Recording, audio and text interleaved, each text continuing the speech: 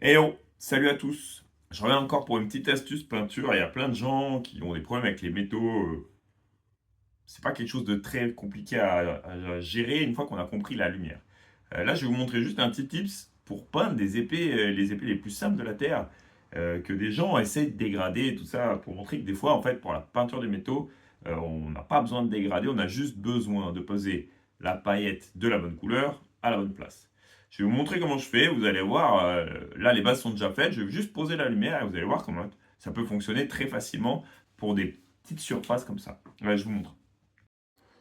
Donc là, j'étais en train de peindre ces petits Lannister, là, bon, en forme standard, hein, juste pour du jeu.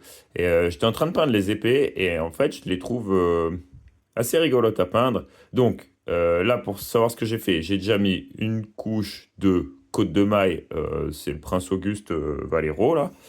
Côte de Maille, le nouveau. Après, j'ai mis un Lavis Noir Prince Auguste aussi. Donc là, on en est à un espèce de stade basique sur le métal.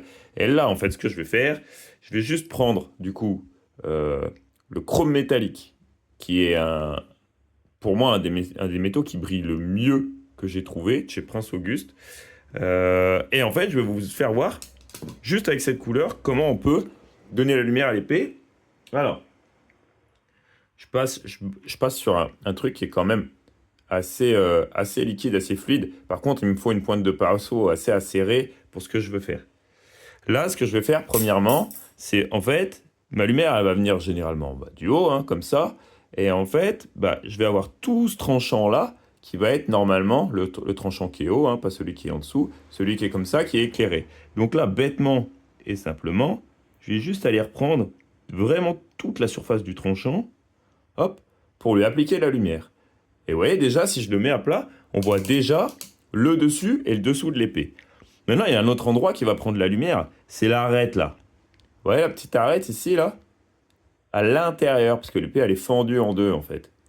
Donc la petite arête à l'intérieur, eh ben, autant sur le plat, c'était facile, j'ai fait comme ça, j'ai peint tout le plat. Là, il va falloir aller chercher à la pointe, il va falloir éclairer, du coup, l'arête à l'intérieur, celle du bas. Je vais essayer de vous montrer, de rester cadré.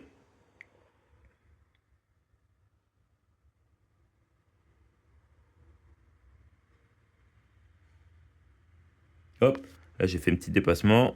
Tac. Et voilà. Et là, vous voyez, en fait, mon épée, elle est complètement éclairée. Je la mets à l'envers, hop, ça fait un truc schlag comme ça. Mais regardez, c'est tout bête, hein. On met les surfaces qui sont pas à la lumière, on les laisse sombres. On prend les surfaces qui sont exposées, on les fait claires. Et déjà, ça marche. Et regardez ce que ça donne sur tout le régiment. Ça marche vrai bien. Donc, en fait, comment je dégrade mes épées? Je les dégrade pas. Je mets un coup de clair, un coup de sombre, un lavis noir entre les deux, et hop, pam pam, c'est fini. Ah ouais, la peinture de métal, c'est facile. Allez, à plus. Ciao, ciao.